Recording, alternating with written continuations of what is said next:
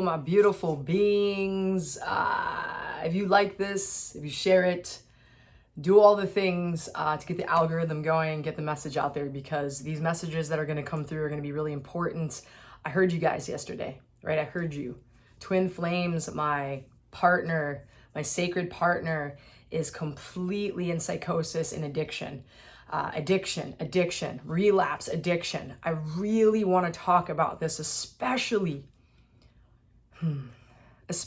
when we're talking about union, right? I talked about yesterday, if you haven't seen the video, like true union within self, being able to connect. There's so many things going on the planet right now that are causing divide. That's purposeful, right? Just like there's unconditional love, there's the polar opposite duality of that, wreaking havoc, right? Some of us have partaken in some of that. We still partake in divisiveness as of now. I'm not pointing fingers. I will look at myself before I start trying to pluck stuff out of people's eyes. You know what I mean? You know what I mean? But we're talking about twin flames that are addicts, all right, that are coded for union, right? And then losing themselves with addiction, where the shame becomes so great during a very hard time that we just went through and that we're still continuously going through. Right? I'm going to drop some links, some studies, some articles for some of you that really need to see that. I want you to know I'm not making this shit up. It's real. There's real like science behind this. There's things that are going on. People are talking about mental health and addiction during this time of the pandemic, right? This time of fear, not knowing if you'll die, right? Lockdown, isolation is one of the worst things for an addict, right? The pressure, the collective consciousness around the news, the media, all of the things being shoved down your throat, fear.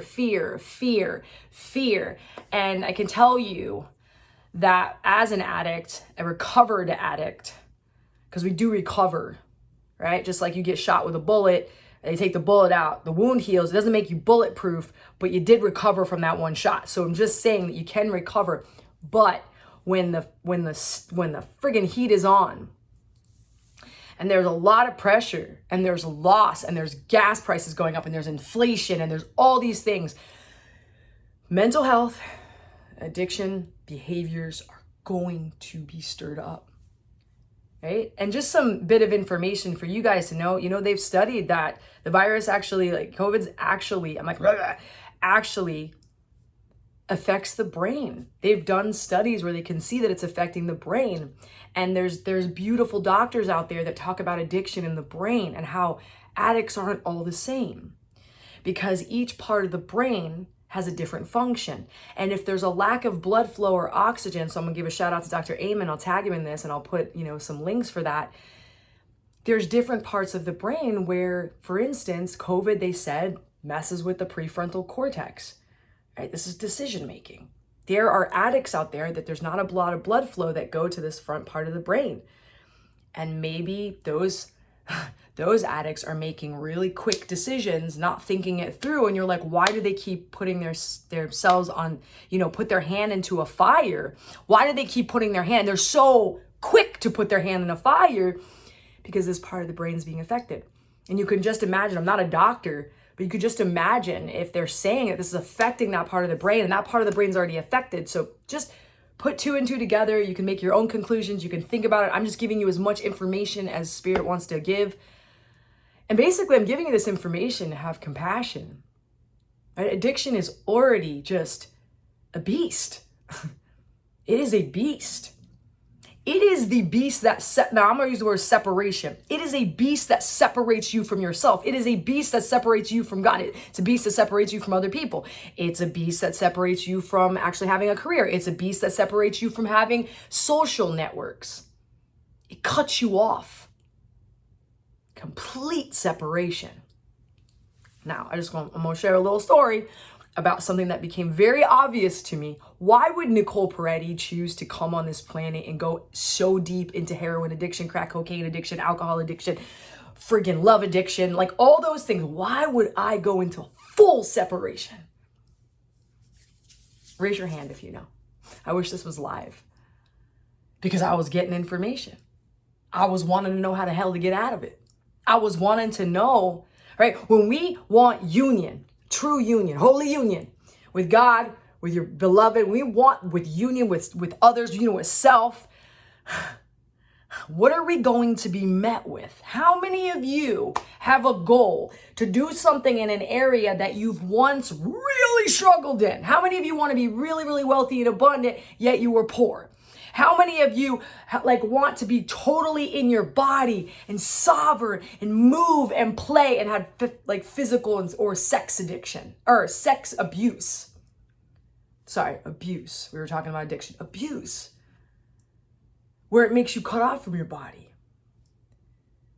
We're very smart souls that want to experience the whole thing because we need to see the whole thing, right? Just like when we're making a choice that's in alignment or out of alignment, the contrast of what it feels like is very important. Because for me, drugs made me feel a certain way that nothing could replace. Nothing. Drugs also made me experience things that hurt so bad that suffering, no one could replace that suffering. There's nothing in the world that could replace that. That was like serious suffering. So when I got some joy in my life and then the suffering started to stop from being clean, this piece here, it beat that. It trumped it. It took a very long time, but it trumped it. And it had to be actively participating in allowing that to grow. Some of you are watching your beloved destroy themselves right now, and you don't know what to do. So I wanted to share all this because first thing, loving compassion, right? Also loving boundaries. We're not asking, right? The addict can run amok, can abuse you and take you for everything that you have, because when an addict is in active use, they are thinking about me, and that's all that matters because they're in their pain body, they're suffering, and that is it. And it's just to survive, and it's looking for anything it can take from to make it okay. Because drugs and alcohol were my survival technique, and I wanted whatever I could take to make sure that I was ingesting, smoking, sniffing, shooting, whatever I could. You want to take it personal, but you don't have to. You don't have to. But you don't also have to let anyone walk on you, even no matter what behavior it is. It doesn't have to be addiction. And people ask me all the time, what do I do? What do I do in this situation? You have to honor their journey. How do you honor an addict's journey when they're killing themselves? How do you do that? It's not easy. It's not easy. But, it's I remember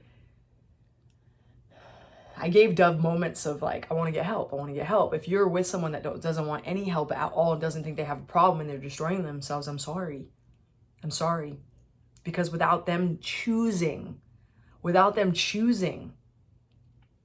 to be clean and taking action, because you cannot get at full blown, not hard use or hard drinking. People sometimes go through really hard times in their life and they'll pick up a bottle and drink for 6 months, 7 months, then put it down.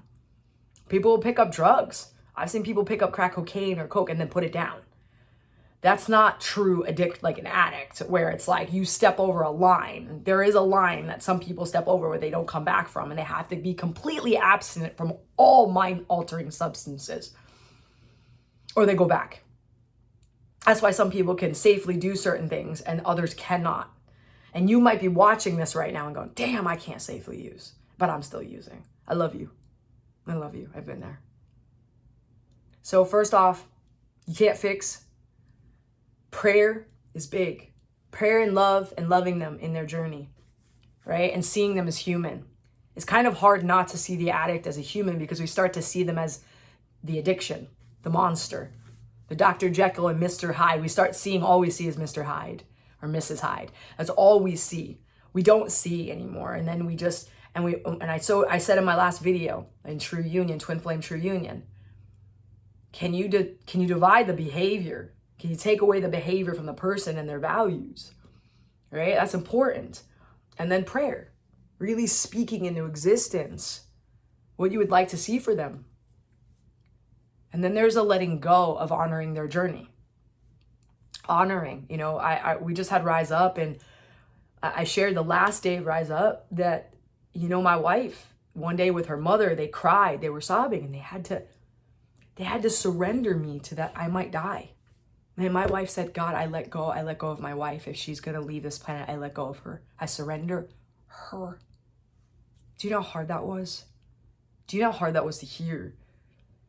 And I needed to hear it. I needed to hear it, that she had so much faith in the process, in the journey, to even offer that up. To offer that up. And also give me back to myself. Give me back to myself. I've lost many friends over the years. I've lost a lot of friends in the last few years. A lot of people are taking their lives.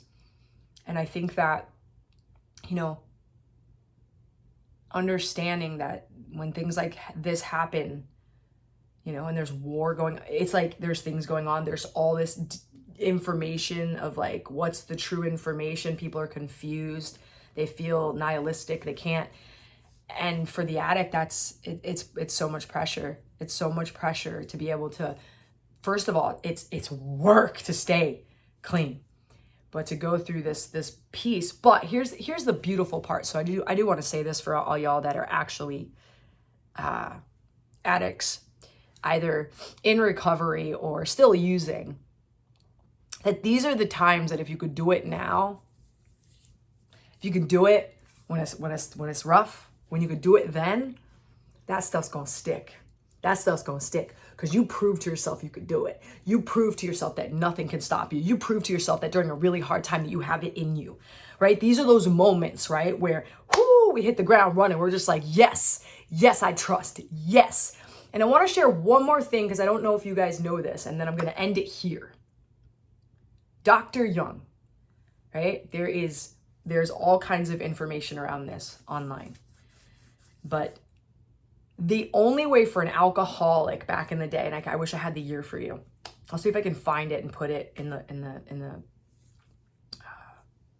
the description. They said that alcoholics were hopeless. They couldn't get better unless this one thing happened.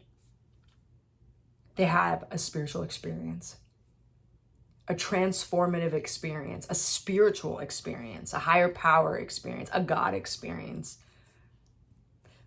That's what a doctor said. Surrendering to the supernatural, surrendering to. And they didn't know how or why or what. It was just like getting really friggin' honest with self and saying, I can't do this, that my life's unmanageable. And even my life's unmanageable when I'm not using. It's just unmanageable. And that I need help.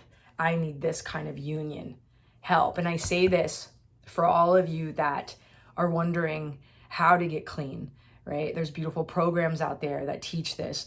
And I'm going to put more stuff out because it's important that I do that for you guys and for the families of addicts.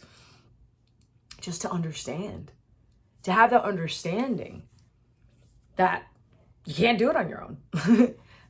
You have to come back to some kind of connection, which then connects to all things. So I love you guys so much. Thank you for listening. Please share, like. If you're just seeing us, Dove is not with us right now because she has a family emergency, and prayers are needed. More information will be given soon. And so thank you. Love you guys. Bye.